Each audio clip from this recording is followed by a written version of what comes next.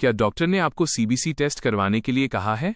क्या आपकी रिपोर्ट में WBC, RBC, हीमोग्लोबिन या प्लेटलेट्स लिखे हैं, लेकिन आपको समझ नहीं आ रहा कि इनका मतलब क्या है?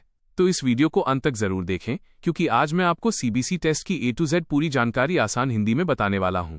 अब आगे देखो। नमस्कार दोस्तों, मैं हूं अशोक सैनी। आपका स्वागत है लैब लर्निंग हब में। आज हम जानेंगे सीबीसी टेस्ट क्या होता है, डॉक्टर सीबीसी टेस्ट क्यों लिखते हैं, सीबीसी टेस्ट में क्या क्या जांच होती है, सीबीसी रिपोर्ट कैसे समझें, नॉर्मल रेंज क्या होती है, कौन कौन सी बीमारी का पता चलता है सीबीसी रिपोर्ट से।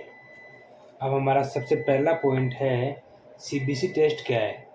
सीबीसी का पूरा नाम कंप्लीट ब्लड काउंट। ये एक सामान्य ब्लड टेस्ट है जिसमें हमारे खून में मौजूद अलग अलग कोशिकाओं की संख्या और उसकी स्थिति का पता चलता है। सीबीसी टेस्ट मुख्य रूप से 4 प्रकार की ब्लड सेल्स की जांच करता है। पहला है haemoglobin, red blood cells RBC, WBC, white blood cells और प्लेटलेट्स। DLC और अन्य पैरामीटर भी जांचे जाते हैं। उससे अगला पॉइंट हमारा, डॉक्टर सीबीसी टेस्ट क्यों लिखते हैं। डॉक्टर सीबीसी टेस्ट कई कारणों से लिख सकते हैं। कमजोरी या थकान, बार बार बुखार आने पर, इन्फेक्शन, शरीर में बैक्टीरिया वायरस होने पर, शरीर में बैक्टीरिया वायरस के संक्रमण का पता लगाने के लिए, एनीमिया खून की कमी जांचने के लिए, डेंगू, ब्लीडिंग होने पर, सर्जरी से पहले, रूटीन हेल्थ चेकअप। अब अगला पॉइंट हमारा, सीबीसी टेस्ट कराने के लक्षण क्या है। यदि मरीज में ये लक्षण हो तो डॉक्टर सीबीसी टेस्ट लिख सकता है, जैसे कमजोरी, थकान, चक्कर आना, भूख, बुखार, बार बार संक्रमण, वजन कम होना, शरीर में दर्द, सांस फूलना, त्वचा पीली पड़ना, मूछड़ों में खून आना, शरीर पर नीले निशान होने पर डॉक्टर सीबीसी टेस्ट करवा सकते हैं इन कारणों से। अब हमारा अगला पॉइंट है, सीबीसी टेस्ट में क्या क्या आता है। सबसे पहले आता है हीमोग्लोबिन। यह शरीर में ऑक्सीजन पहुंचाने का कार्य करता है।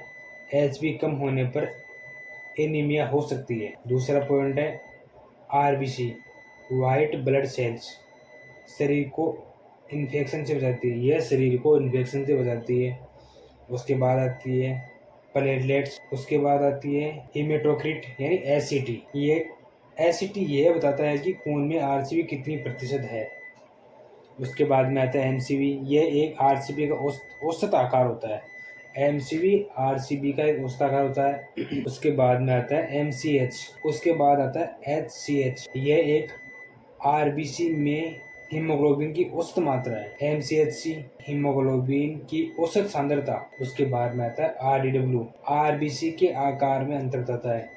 RDW RBC के आकार में अंतर बताता है। अब देखो सीबीसी की नॉर्मल रेंज क्या होती है। सीबीसी की नॉर्मल रेंज मैं आपको साइड में दिखाऊंगा। सबसे पहले दिखाऊंगा हीमोग्लोबिन, फिर WBC, प्लेटलेट्स, RBC। और इसमें एक चीज़ बहुत ध्यान में रखने योग्य बात है, वो है अलग अलग लैब की रेफरेंस रेंज थोड़ी अलग हो सकती है। अगला पॉइंट है, सीबीसी कम या ज़्यादा आने का क्या कारण है। सीबीसी कम और ज़्यादा होने का क्या कारण है। इसमें है पहला, अगर हीमोग्लोबिन कम आता है, आयरन डेफिशिएंसी हो, ब्लड लॉस, विटामिन B12 की कमी। अब देखो, अगर सीबीसी रिपोर्ट में WBC ज़्यादा आता है तो क्या क्या हो सकता है। अगर सीबीसी रिपोर्ट में WBC ज़्यादा आता है तो इन्फेक्शन हो सकता है, इन्फ्लेमेशन, सूजन आ सकती है, ल्यूकेमिया, ब्लड कैंसर हो सकता है। अब दूसरा पॉइंट है कि WBC, अगर सीबीसी में WBC कम आता है तो क्या हो सकता है, वायरल इन्फेक्शन हो सकता है, bone marrow disorder, bone marrow disorder हो सकता है। अगला पॉइंट है, अगर सीबीसी में प्लेटलेट्स कम आए तो डेंगू हो सकता है, वायरल फीवर हो सकता है, बोन मेरो डिजीज हो सकती है। अब अगला पॉइंट है, अगर सीबीसी में प्लेटलेट्स ज़्यादा है तो क्या हो सकता है, इन्फेक्शन हो सकता है, इन्फ्लेमेशन, सूजन हो सकती है, ब्लड डिसऑर्डर। अगला पॉइंट है, सीबीसी टेस्ट से किया जाता है। अगला पॉइंट है, सीबीसी टेस्ट कैसे किया जाता है। सबसे पहले पेशेंट की नस या वेन से ब्लड सैंपल लिया जाता है। सैंपल लेने के बाद उसको EDTA वायल में डाल देते हैं। सैंपल को ऑटोमेटिक हीमेटोलॉजी एनालाइजर रखकर अच्छे से मिक्स किया जाता है और उसके बाद सेल काउंटर में पिलाया जाता है और कुछ ही मिनटों में सीबीसी की रिपोर्ट तैयार हो जाती है। अब हमारा अगला पॉइंट है कि क्या सीबीसी टेस्ट के लिए फास्टिंग जरूरी है। तो सीबीसी टेस्ट के लिए फास्टिंग की जरूरत नहीं है। अधिकांश मामलों में सीबीसी टेस्ट के लिए फास्टिंग की जरूरत नहीं होती है। सबसे महत्वपूर्ण बात सीबीसी टेस्ट अकेले बीमारी की पुष्टि नहीं करता, यह एक स्क्रीनिंग टेस्ट है। जरूरत पड़ने पर डॉक्टर अन्य टेस्ट भी लिख सकते हैं। अगर जरूरत पड़ी तो डॉक्टर कोई अन्य टेस्ट भी लिख सकता है। उम्मीद है कि आपको सीबीसी टेस्ट के बारे में पूरी जानकारी मिल गई होगी। अगर वीडियो पसंद आया हो तो इसे लाइक करें, अपने दोस्तों और परिवार के साथ शेयर करें और हमारे चैनल लैब लर्निंग हब को सब्सक्राइब करना बिल्कुल न भूलें। अगर आपका कोई सवाल है तो उसे कमेंट में ज़रूर लिखें।